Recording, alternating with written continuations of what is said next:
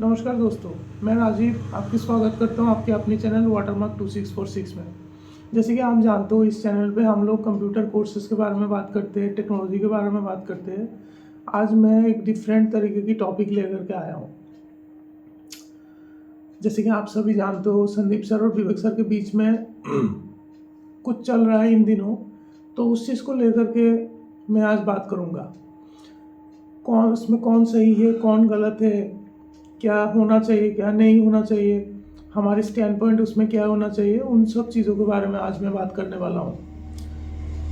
तो वीडियो के शुरू में मैं एक चीज़ आपसे बोलना चाहता हूँ कि इस चैनल में जैसे हमने प्रॉमिस किया था कि टेक्नोलॉजी से रिलेटेड चीज़ों के बारे में हम लोग कंटिन्यूअसली बात करेंगे, नई नई वीडियोस लेकर के आएंगे, टिप्स और ट्रिक्स के बारे में बात करेंगे।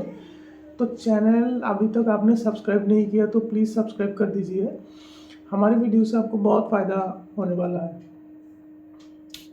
दोस्तों, संदीप सर और विवेक सर दोनों ही मेरे गुरु रह चुके हैं। दोनों से मैं बहुत चीज़ें सीखा हूँ, बहुत इंस्पायर्ड हुआ हूँ।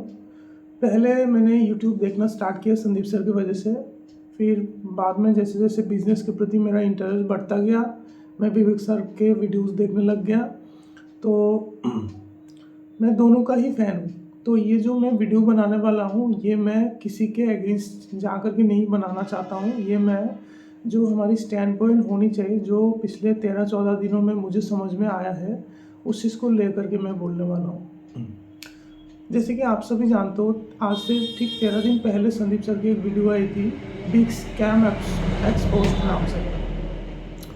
उसके बाद से बहुत चीज़ें हुई है।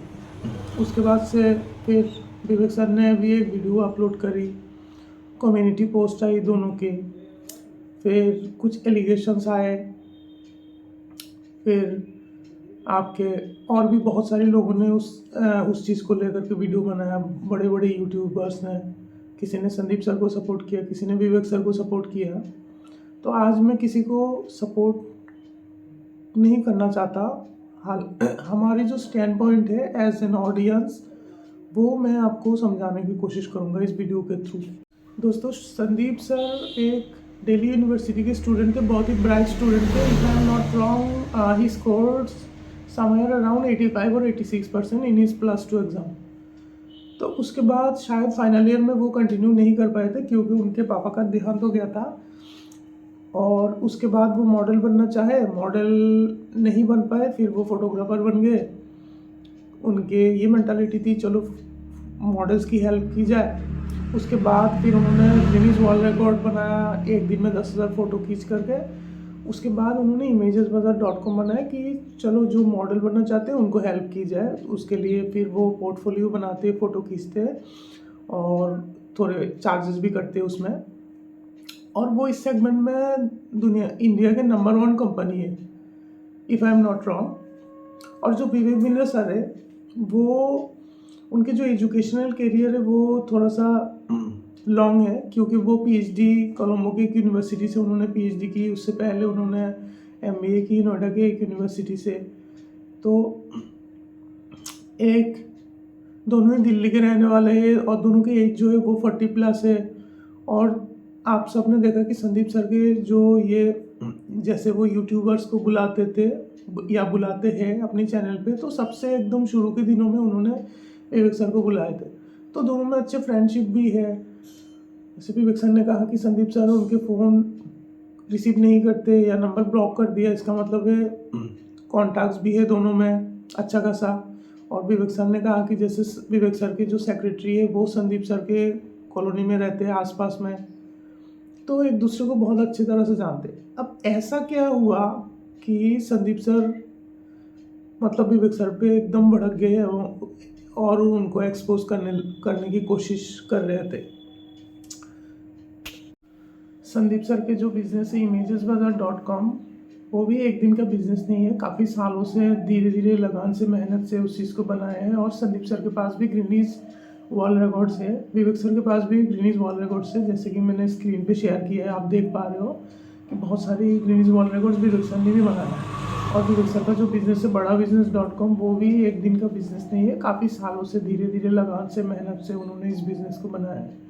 तो हमें एज एन यूज़र या एज एन ऑडियंस एकदम से कोई स्टैंड पॉइंट नहीं लेने चाहिए कि संदीप सर सही है या विवेक सर गलत है, क्योंकि संदीप सर अपनी उसमें मोनेटाइजेशन ऑन नहीं किए हैं तो संदीप सर सही है, या विवेक सर ने मोनेटाइजेशन ऑन किया है वो विवेक सर गलत है। देखिए, पैसे कमाना कोई बुरी बात नहीं है।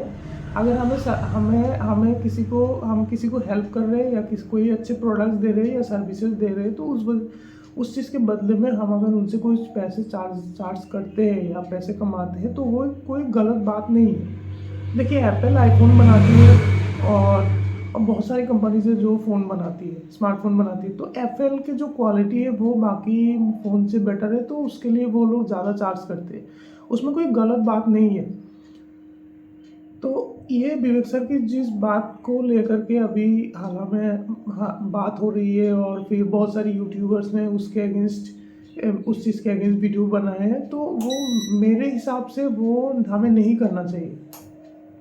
हमें पूरी चीज़ें जान करके ही स्टैंड पॉइंट लेनी चाहिए, क्योंकि अगर हम एकदम से स्टैंड पॉइंट ले लेंगे कि चलो भाई संदीप सर जो कह रहे हैं वो सही कह रहे हैं, वो क्यों कह रहे हैं, हो सकता है जो बिजनेस मास्टरी सीरीज़ शुरू करने से पहले उन्होंने विवेक सर से बात किया हो और विवेक सर ने मना किया हो कि नहीं आप इस चीज़ को स्टार्ट मत करो, फिर संदीप सर ने कहा होगा मैं स्टार्ट करूँगा। वो एक चैलेंज टाइप का जैसे नहीं होता है हम लोग फ्रेंड्स के बीच में कि भाई तू ये मना कर रहा है लेकिन मैं ये करके दिखाऊंगा, मतलब इस तरह से हो सकता है, इस तरह से कुछ हो कि हो सकता है विवेक सर ने कहा हो कि संदीप जी आपका ये जो बिजनेस मास्टर का सीरीज़ है वो नहीं चलेगा या कम चलेगा, क्योंकि देखिए बिजनेस से रिलेटेड चीज़ें तो विवेक सर देते, संदीप सर अभी तक बिजनेस से रिलेटेड कुछ चीज़ें बना नहीं रहे थे, तो अभी एकदम से आ गए तो उसके बिहाइंड द सीन क्या हुआ है, बिहाइंड द कैमरा क्या हुआ है, ये तो हमें नहीं पता है।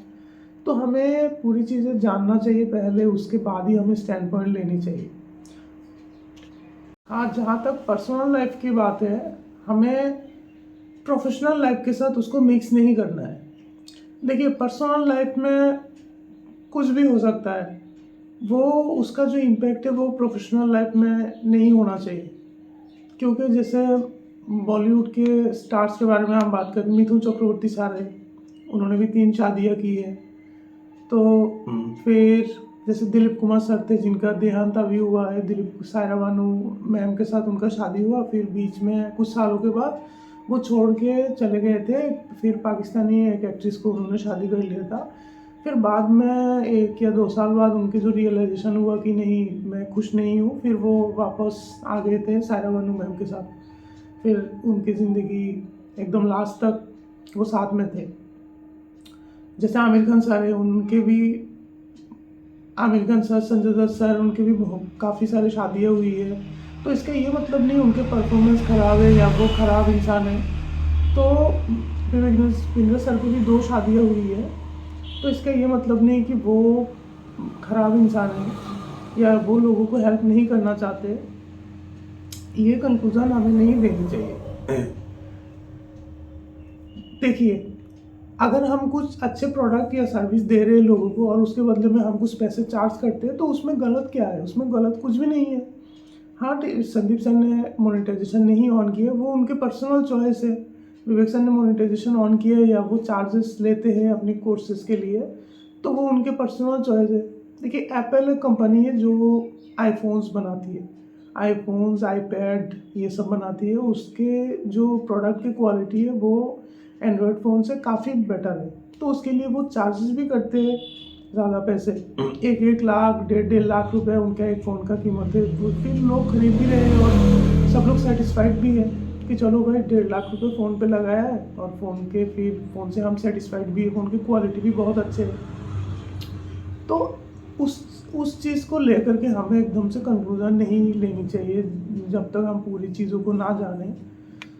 मतलब संदीप सर सही है, इसमें कोई गलत बात नहीं है, लेकिन जो बाकी यूट्यूबर्स वीडियो बना रहे हैं उस चीज़ को लेकर के मैं थोड़ा सा मतलब परेशान हूँ, थोड़ा सा सेट मतलब ये नहीं हूँ, उस चीज़ से एग्री नहीं कर पा रहा हूँ।